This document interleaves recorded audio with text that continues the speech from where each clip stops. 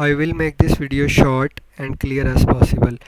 So in this video I will be explaining to you, if you have an old computer or laptop, how to check if the processor on that computer needs a thermal paste change.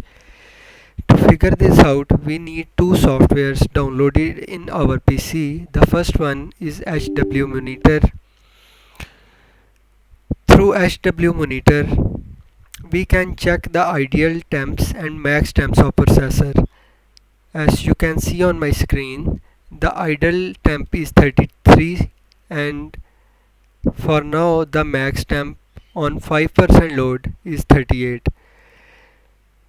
With CPU Z, we can stress the processor to 100%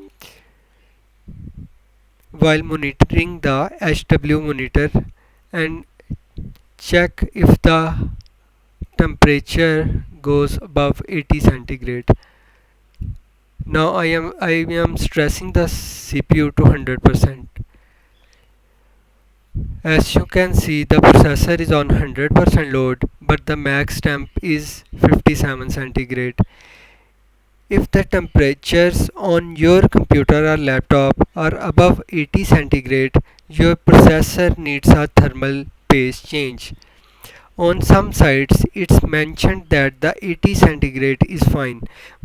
With my experience of last few years, I have seen that the temperature above 80 centigrade cause laptop to lag during gaming and normal use.